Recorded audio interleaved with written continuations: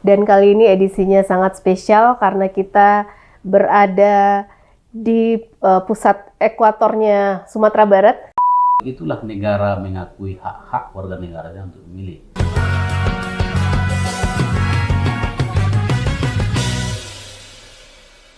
Assalamualaikum warahmatullahi wabarakatuh, teman pemilih. Kembali kita ketemu dalam podcast Pintar Pemilu. Dan kali ini edisinya sangat spesial karena kita berada di pusat ekuatornya Sumatera Barat, yaitu Kabupaten Pasaman.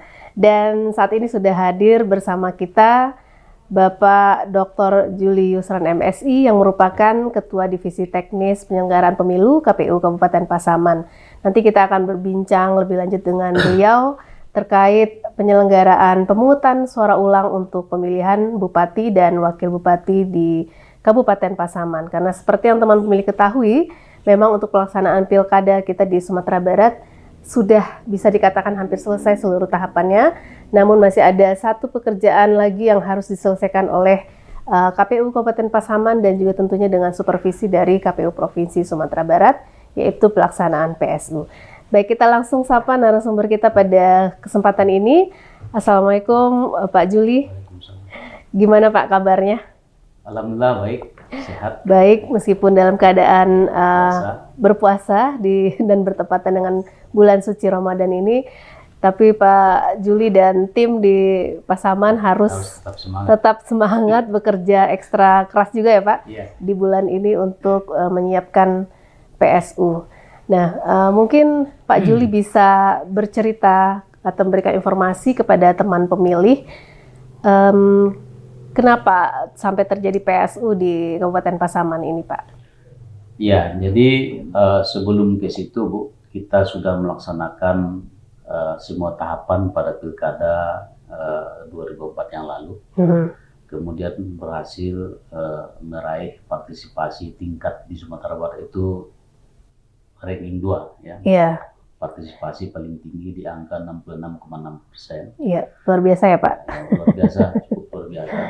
Tapi kemudian ada salah satu calon yang menggugat ke Mahkamah Konstitusi atas nama calon 02, menggugat ke Mahkamah Konstitusi dan dikabulkan. Sebagian permohonan dari pasangan calon dikabulkan oleh Mahkamah Konstitusi dengan mendiskualifikasi salah satu wakil, ya, wakil 01 sebagai pemenang pada 27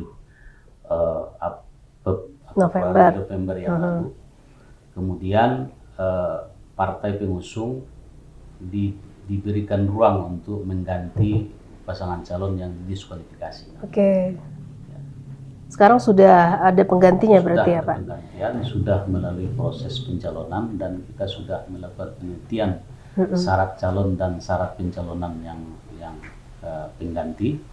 Dan tadi kita sudah menetapkan pasangan calon dan sekaligus menetapkan nomor urut calon yang tidak berubah sesuai dengan putusan Mahkamah Konstitusi. Nomor urut calon pasangan calon itu tetap pada PSU. Oh, tetap seperti sebelumnya di pilkada sebelumnya.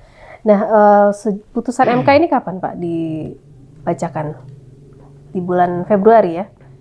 Iya, di bulan Februari. Nah, itu KPU Kabupaten Pasaman diberikan waktu berapa lama nih untuk melaksanakan PSU, mempersiapkan, kemudian melaksanakan. Dalam putusan Mahkamah Konstitusi itu KPU Pasaman diberi waktu 60 hari. 60 hari ya sejak putusannya ya. Putusan dibacakan. Dan ini sampai saat ini tahapan apa yang sudah dijalankan? Ya, kita sudah melaksanakan beberapa tahapan, mulai dari koordinasi tentu kepada stakeholder, kemudian melakukan raport terhadap putusan MK ini, melakukan membuka helpdesk pencalonan dan sosialisasi kepada LO untuk syarat calon dan pencalonan, dan kita sudah melaksanakan tahapan pencalonan, pemenuhan syarat calon dan pencalonan, sudah melakukan penelitian administrasi pasangan calon dan sudah kita umumkan. Kemudian kita umumkan untuk meminta tanggapan masyarakat, tetapi pada sampai pada akhir masa tanggapan masyarakat tidak ada tanggapan masyarakat yang masuk ke KPU Kabupaten Pasaman, sehingga tadi pagi kita tetapkan pasangan calon yang untuk PSU. Berarti pada hari Minggu 23 Maret 2025 ya, sudah ditetapkan pasangan calon berikut nomor urutnya juga ya Pak. Dan itu sepertinya berarti KPU Kabupaten Pasaman kembali melaksanakan tahapan dari hampir dari awal lagi ya, tapi dari pencalonan. Selain daripada pemutahiran data pemilih. Kalau untuk data pemilih kita masih pakai Pilkada 2024. Tapi di pencalonan dimulai lagi dari awal gitu ya. Cuma nomor urut tidak berubah. Nomor urut tetap. Syarat calon dan pencalonan itu kan hanya terkhusus untuk yang diskualifikasi. Jadi pengganti yang untuk yang penggantinya aja ya. Itu tidak perlu diulang lagi dokumen dan sebagainya. Dan berarti hari ini sudah ditetapkan. Berarti KPU Pasaman sudah harus mensosialisasikan lagi kepada masyarakat siapa pasangan calon untuk PSU ini ya Pak ya. Kita kemudian sudah umumkan juga. Sudah umumkan. Bentuk sosialisasi, salah satu sosialisasi kita sudah umumkan di website KPU dan media sosial KPU. Jadi semoga masyarakat Pasaman sudah bisa melihat, membaca dan terinformasi terkait pasangan calon bupati dan wakil bupati yang akan dipilih nanti. Tanggal berapa Pak ininya nanti pemungutan suaranya? Sesuai dengan tahapan yang dikeluarkan oleh KPU RI tanggal 19 April 2025. 19 April 2025 itu setelah Lebaran ya? Iya. Tapi masih suasana Lebaran. Ketiga lah. Nanti boleh lah ya teman pemilih kita bawa kue Lebaran ke TPS gitu ya. Jadi sambil nanti sambil nunggu penghitungan suara bisa sambil ngemil kue Lebaran. Pakai baju Lebaran juga Pak. Pak, berarti kan untuk PSU ini ada salah satu mungkin yang menjadi perhatian masyarakat atau pertanyaan mungkin terkait anggaran. Nah, dukungan anggarannya seperti apa untuk pelaksanaan PSU ini Pak? Ya, alhamdulillah pemerintah daerah kita mendukung, Kabupaten Pasaman sangat mendukung dan sudah menyetujui anggaran di angka 10 miliar lebih, 10 miliar 0,061 miliar. Itu untuk keseluruhan ya, mulai dari pencalonannya, logistiknya, terus juga termasuk tentunya honor untuk penyelenggara ad hoc ya. Nah untuk penyelenggara ad hoc sendiri sudah sampai di mana Pak persiapannya? Apa KPU Pasaman kembali memanggil PPK, PPSK, PPS untuk Pilkada 2024 atau gimana? Ya, berdasarkan arahan KPU Provinsi, kita sudah melakukan evaluasi berjenjang. Jadi KPU menilai kinerja PPK pada pelaksanaan Pilkada yang lalu, kemudian PPK menilai PPS. Di samping itu, PPK juga menilai anggotanya sendiri. Masing-masing mereka menilai anggota masing-masing kawannya. Kemudian itu akan kita akumulasikan nilainya yang di angka 50% di atas itu kita anggap memenuhi syarat dan kita tetapkan kembali sebagai badan ad hoc untuk penyelenggara PSU. Jadi siap-siap ya untuk badan ad hoc yang kemarin untuk kembali bertugas. Insya Allah target kita kalau tidak tanggal 1, tanggal 2 kita sudah melakukan pelantikan untuk PPK dan PPS. Tanggal 1 dan 2 itu masih 2 hari Lebaran atau 3 hari Lebaran? Sehari setelah Lebaran, kita Lebaran tanggal 31, tanggal 1-nya langsung pelantikan. Pelantikannya pakai baju Lebaran lagi. Kue lagi. Ya bersyukur ya masih pelantikannya setelah Lebaran. Kalau waktu bulan puasa ya. Baik Pak. Nah tadi Pak Juli menyatakan menginformasikan bahwa KPU Kabupaten Pasaman itu kemarin meraih predikat partisipasi pemilih nomor 2 untuk di Sumatera Barat untuk wilayah besar ya. Karena waktu itu memang ada beberapa kriteria wilayah. Nah itu kan sudah luar biasa ya karena memang trennya di pilkada kemarin partisipasi kita cenderung turun gitu. Sedangkan untuk Pasaman masih di angka 66% sekian ya Pak ya. Itu kan cukup bagus dibandingkan daerah lain. Nah kira-kira untuk PSU ini sudah ada target belum Pak untuk partisipasi pemilih? Atau KPU Pasaman nih optimis nih masyarakat Pasaman pasti akan antusias lagi tuh datang ke TPS? Target kita tentu setidaknya sama dengan partisipasi pemilih pada pilkada yang lalu, di angka 66,6%. Syukur-syukur tentu harapan kita bisa naik. Tetapi kalaupun misalnya turunnya itu jangan terlalu signifikan. Karena kita juga harus, saya kira kita harus juga melihat perspektif pengeluaran negara terhadap PSU ini. Kalau Pasaman misalnya di angka 10 miliar, saya kira itu adalah bentuk pengakuan atau perhatian negara terhadap pemilih, bentuk pengakuan negara terhadap kedaulatan pemilih. Oleh sebab itu dengan anggaran yang besar itu jangan dianggap atau dipandang sebagai pemborosan, tetapi begitulah negara mengakui hak-hak warga negaranya untuk memilih, sehingga warganya juga harus berpikir begitu, memanfaatkan waktunya, memanfaatkan kesempatannya untuk berpartisipasi di dalam PSU ini. Mengingat negara kan juga sudah mengeluarkan anggaran yang demikian besar. Jadi bukan sebaliknya, karena ini PSU kemudian mengeluarkan uang lagi, justru tidak datang ke TPS gitu kan. Mestinya semakin banyak anggaran yang keluar, semakin punya panggilan moral bagi kita untuk datang ke TPS, menghargai hak-hak kita sebagai warga negara untuk menggunakan hak pilih kita di hari-hari. Jangan sampai sia-sia gitu ya, anggaran yang sudah yang sedemikian besar mungkin mengorbankan anggaran alokasi infrastruktur misalnya atau untuk alokasi lain. Jangan sia-sia kita melakukan PSU ini, betul-betul menggambarkan partisipasi kita masyarakat Pasaman terhadap pemilihan kepala daerah. Oke, perlu ya teman pemilih.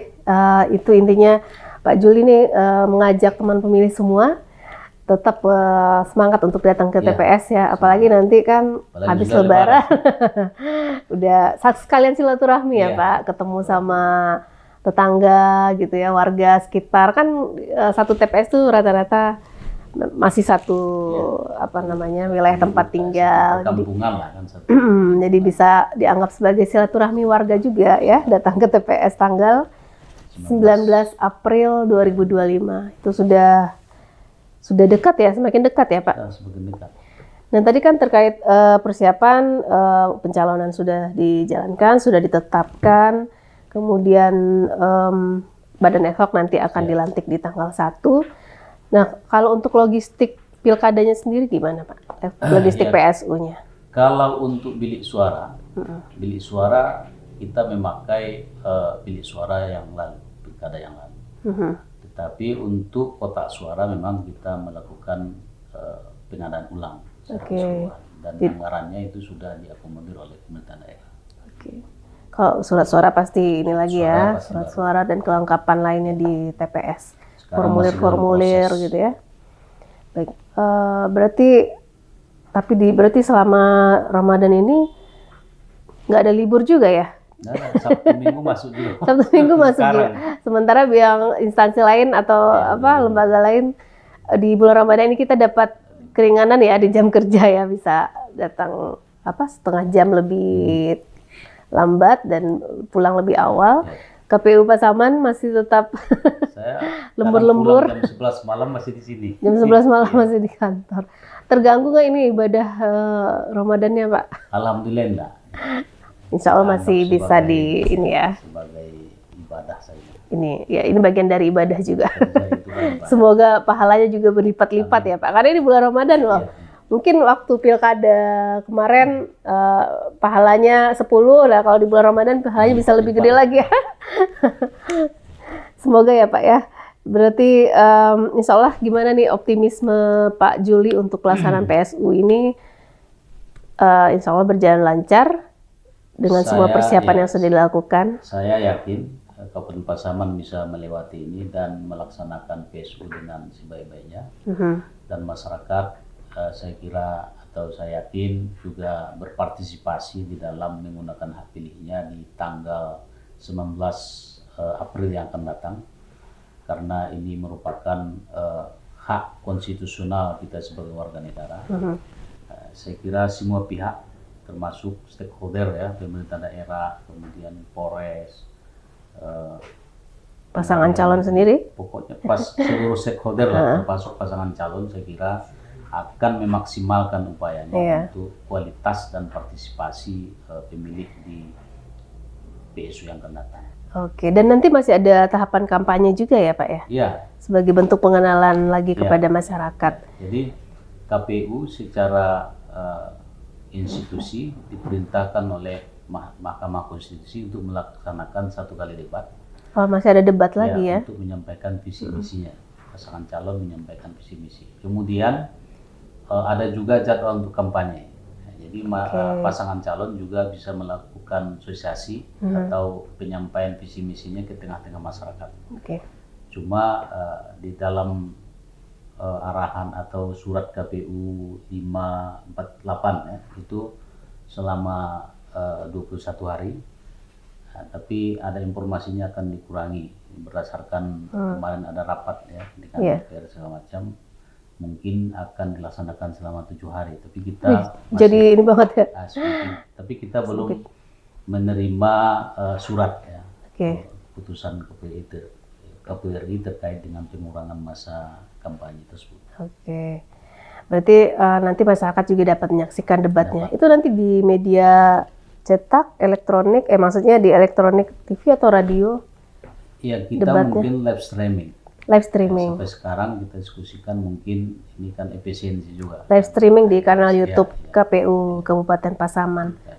Ya mungkin nanti kita bisa bantu juga di kanal YouTube KPU Provinsi ya.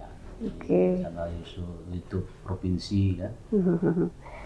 Baik Pak Juli, sebelum kita akhiri podcast kita, mungkin ada yang ingin Pak Juli sampaikan ke teman pemilih berupa himbauan atau ajakan kepada masyarakat Kabupaten Pasaman khususnya. Silakan Pak. Ya.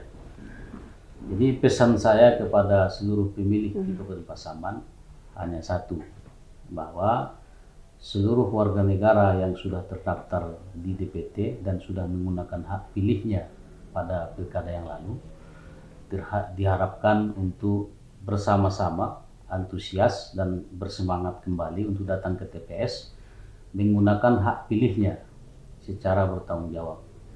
Pilkada tentu merupakan momentum bagi kita masyarakat Pasaman untuk menentukan siapa kepala daerah kita ke depan yang sesuai dengan harapan kita untuk membawa Pasaman ke arah yang lebih baik. Oke.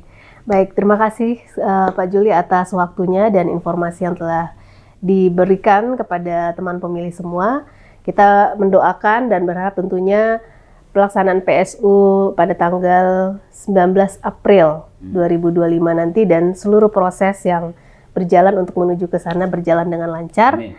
Dan seluruh teman-teman di KPU Kabupaten Pasaman tetap sehat, tetap semangat ya Pak. Amin. Melaksanakan tugasnya, kita insya Allah akan berikan dukungan penuh dan tentunya juga dukungan dari masyarakat Kabupaten Pasaman sangat kita harapkan. Baik, terima kasih sekali lagi Pak Juli atas waktunya dan teman pemilih terima kasih juga atas perhatiannya mengikuti kita di podcast kali ini. Semoga yang kita sampaikan bermanfaat dan tentunya kita tunggu kehadiran teman pemilih di Kabupaten Pasaman ini untuk kembali hadir di TPS pada tanggal 19 April 2025. Saya Lydia undur diri. Dan Assalamualaikum warahmatullahi wabarakatuh. Waalaikumsalam.